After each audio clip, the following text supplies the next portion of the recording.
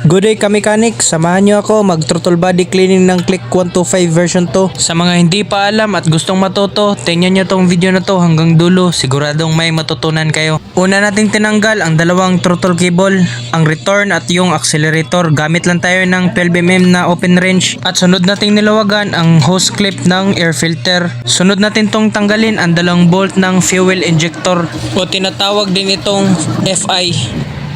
Sunod natin itong tanggalin ang bracket ng FI. Total body ni.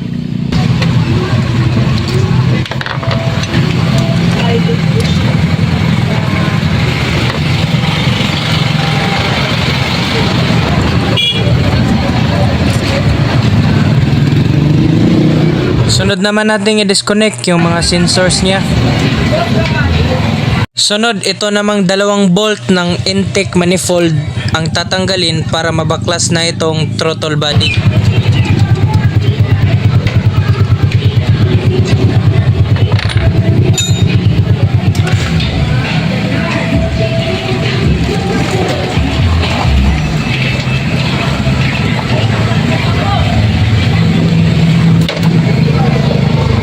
At ito na yung throttle body niya. At huwag kalimutan takpan ng intake para hindi mapasukan.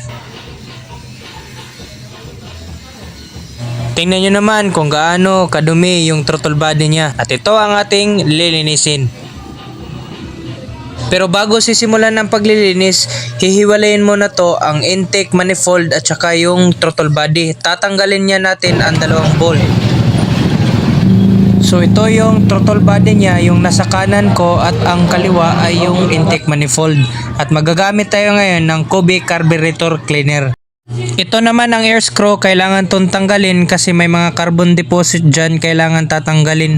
Sa pagtanggal ng air screw, may guhit yan. Sa pagtatanggal ng air screw, bilangin nyo lang kung ilang ikot galing sa guhit hanggang mahigpit para pagmaya babalik nyo sa original na setting pagkatapos ma-throttle body cleaning.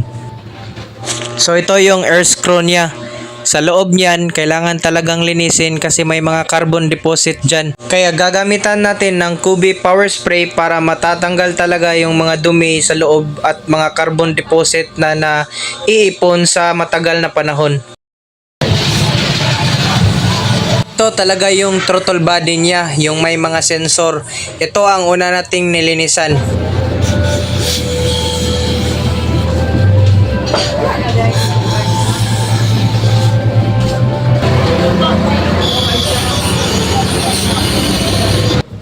So makikita nyo naman kung gaano kalinis, no, kung gagamitan talaga natin ng Kobe carburetor cleaner power spray kasi matatanggal talaga yung mga carbon deposit dyan.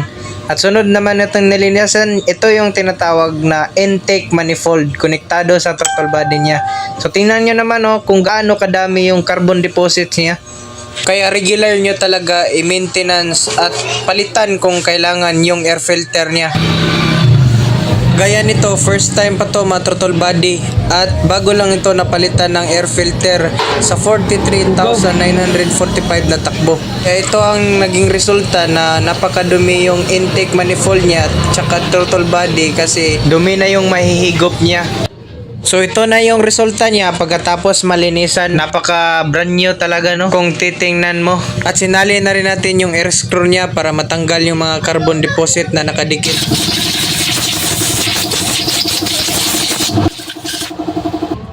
So tapos na tayong mag-throttle body cleaning ka-mechanics. Sana may natutunan kayo kung paano natin tinanggal kanina, ganun din natin ibalik yung throttle body niya. May top 3 disadvantage pag hindi magpa-throttle body cleaning. Mabagal o hindi pantay ang idle fluctuation or stalling. Dahil sa dumi o carbon buildup, nagiging mahirap pumasok ang tamang hangin. Resulta, hirap mag-start, namamatay ang makina kapag naka-idle at hindi stable ang RPM. Ito naman ang pangalawa, kung mahinang hatak at mabagal ang response ng throttle. Ang pangatlo naman ay tumaas ang konsumo ng gasolina. So kung nakaranas ka ng mga signs na yon, ipa-throttle body cleaning mo na yan kung hindi pa na throttle body cleaning ang motor mo. Ito naman ang top 3 advantage kapag na throttle body cleaning maintenance ang motor mo.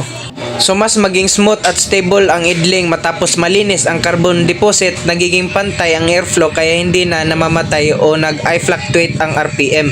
Pangalawa, mas mabilis ang throttle response at hatak kumpara sa hindi pa na throttle body cleaning. At pangatlo naman, mas tipid sa gasolina. At yun lang, at sana may natutunan ka sa video na to. Kung may mga bad signs sa mga motor mo, pa-check mo na yan. So yun lang po, maraming salamat.